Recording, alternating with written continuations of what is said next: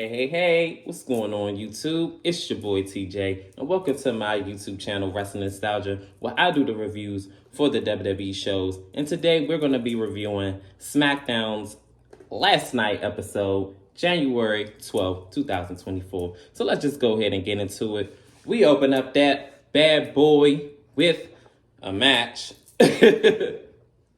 Cameron Grimes versus Grayson Waller. Grayson Waller versus Cameron Grimes. And match doesn't even happen. Cameron Grimes wound up getting beat up and attacked from behind by the Bloodline. They got grievances to air out, so they take him out, and then Paul Heyman comes out and says, you know what, y'all want to sit up there and act like we the bad guys? We not the bad guys. It is all Nick Atlas' fault. He put Roman Reigns in a fatal four-way with the probability of him winning and taking the championship still home, and undisputed WWE Universal Champion is not in his favor, and I'm here to let you know that this is not right. Nick Atlas come out and say, look, I need for you to stop talking to me like we equals, because we not. And tonight, matter of fact, y'all have a 6-man tag match. It is going to be Bloodline versus AJ Styles, LA Knight, and Randy Orton. So, yeah, good luck. Oh, and that fatal 4-way match is still happening at Royal Rumble. Yeah. So, Paul Heyman says, you know daggone well that Roman Reigns ain't here. So how we gonna have a 6-man tag match and he not the 6th man in this match? Oh, dag, I forgot. He's not here today. Well, tough cookie, because tonight, if y'all don't find a partner in time, and I'll at least give y'all that, y'all can find a tag team partner to replace Roman. And if not, that's y'all just gonna have a handicap match. Good luck. Peace out. So if the Bloodline doesn't find like a replacement for Roman Reigns, it's gonna be a handicap match, 2 against 3. Well, tough luck for that. Next, before we went into commercial break, it was Angel Garza and Humberto Carrillo with their partner in crime, Santos Escobar. So it's going to be a match, tag team match, 2-2, should I say, with LWO. So we open up, well, technically, I guess that's the first match of the night, the tag team match. They had a really, really great match. High flying, death defying, like it was a lot of aerial moves going on. A lot of back and forth. It was like a really, really, really good tag team match. A freak with tags, a lot of aerial moves, all the other good stuff. But my man, my fave, Carlito came out and he beat the brakes off.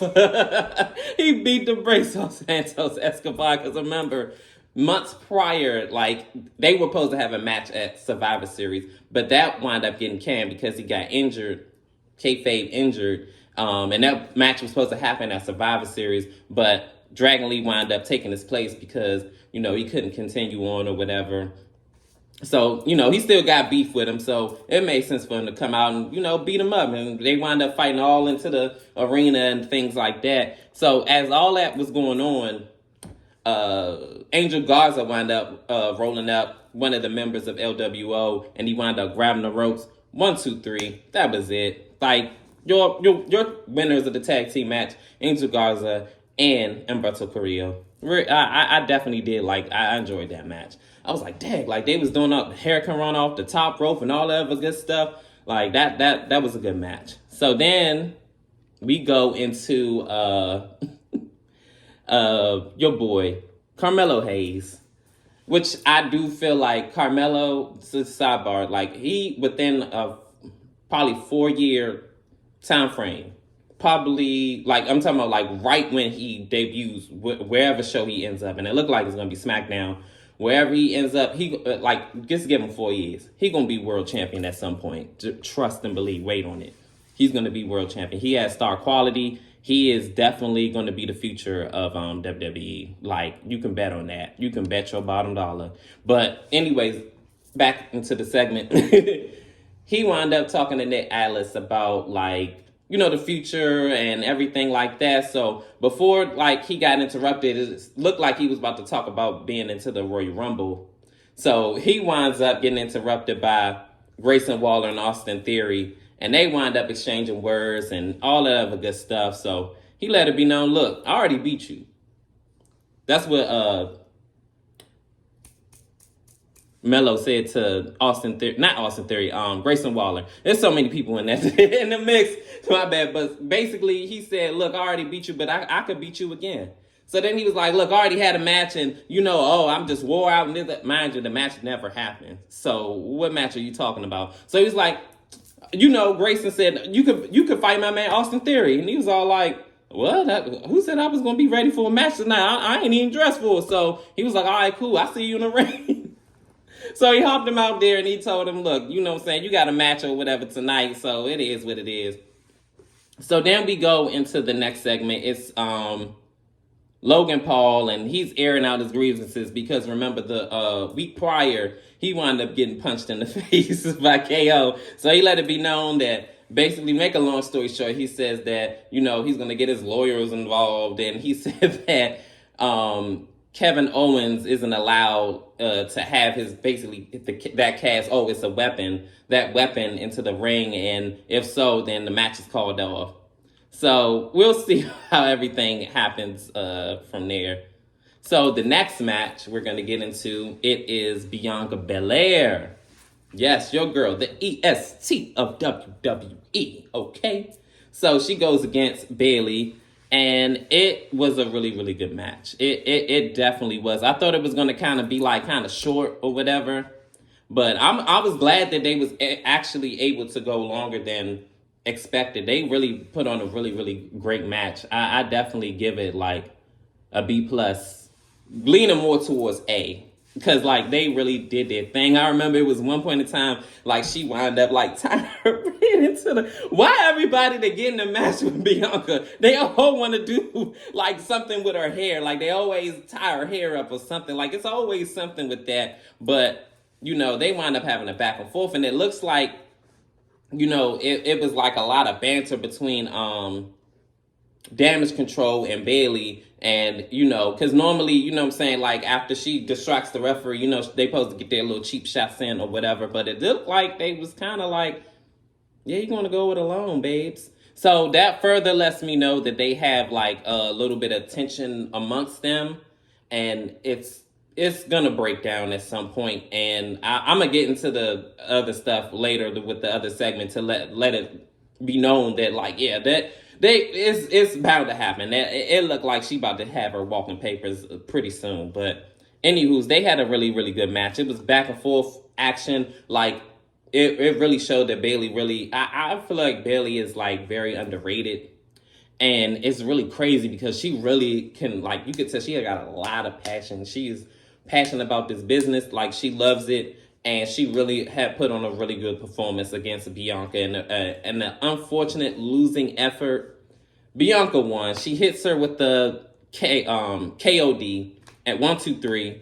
And I'm thinking, okay, at least, Damage Control's going to go and attack her or something. But they just was like, okay. Well, she's going to get her walking papers anyway. We don't care. So they ended up, not doing anything. So she won, and she just get away scot-free. Oh, well. So then we get to the next segment. Basically, KO says that he wants Logan Paul on his Talk with KO show. I want to see how that's going to end up. And I'm very interested to see, like, how that's going to formulate. I'm pretty sure he's going to be in a Tacatron or something. Like, do you think I would ever go, like, into your show? I don't think so. Like, I don't know. I don't feel like he's going to be there. But if he does, like, it won't... In whatever way it sways, like, I'm not going to be surprised. But, yeah, like, I want to see how that formulates. Speaking of which, Bobby Lashley and the Street Profits come out to challenge... AOP and Karrion Kross. That actually doesn't even happen as far as like the way they expected it to go, because they're comment down below. I don't remember that man's name that came out previously to, I guess, introduce the Final Testament, because that's the name of their group now. Karrion Kross and AOP with Scarlett. So that's their new faction name. So they have a little